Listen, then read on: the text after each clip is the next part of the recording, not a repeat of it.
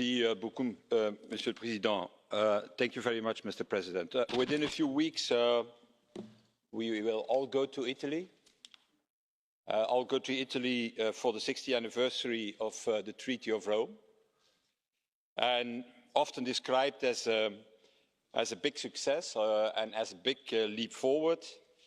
In fact, it was the outcome, dear colleagues, of nearly 10 years of negotiations, of debates between the leaders of most of the Western European states, leaders who wanted to build up at that time, as we all know, a united Europe after the atrocities of the Second World War. And it started all, as we know, with the historical speech of Winston Churchill at the University of Zurich in 1946. And a year later, in 1947, in Albert Hall in London, Churchill, the British bulldog, made it very clear what he wanted. He said, and I quote him, "I present the idea of united Europe in which our country, Britain, will play a decisive part as a member of the European family." Moreover, Churchill, and it's good to remember that, against the Prime Minister of that time, Attlee, wanted Britain even to participate in the European steel and coal community.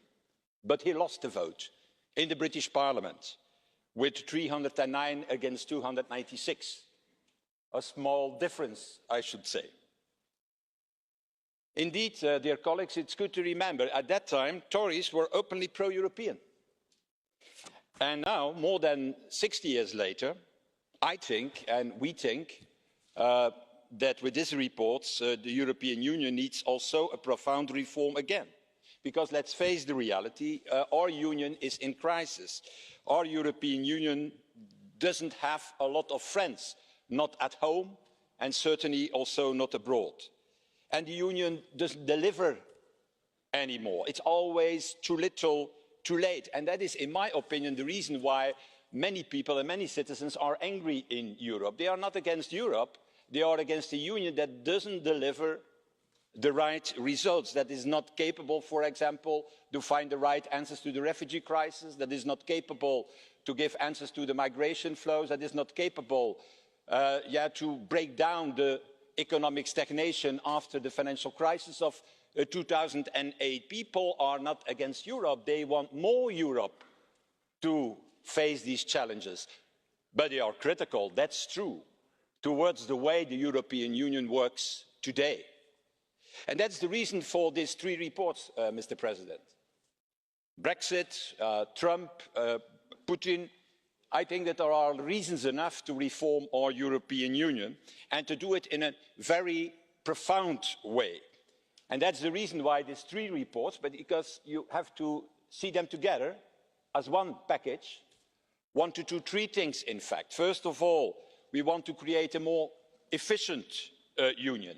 For example, by slimming down the Commission, by ending Europe à la carte, by, in fact, also creating a single seat for the European Parliament.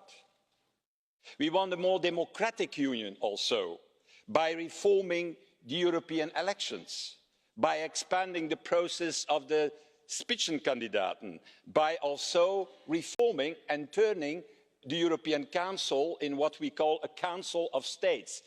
Besides the European Parliament, we, the representatives of the citizens.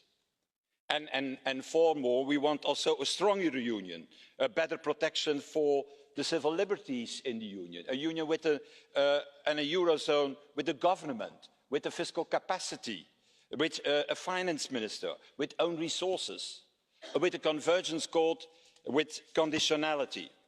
So I think that these reports, Mr. President, give a good blueprint of what is necessary for the future. And that is not a battle between the European Union on the one hand and the nation states on the other hand. No, Europe needs both.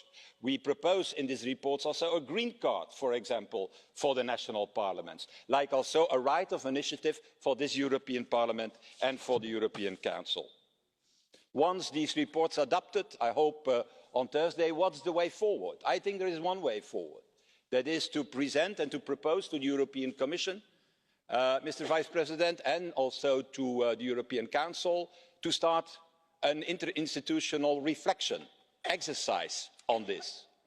And we can better do it together. We have a good experience with the Monti report on the own resources. Why do we not do the same? And that is not a luxury, dear colleagues, these reports. It's an absolute necessity. Thank you.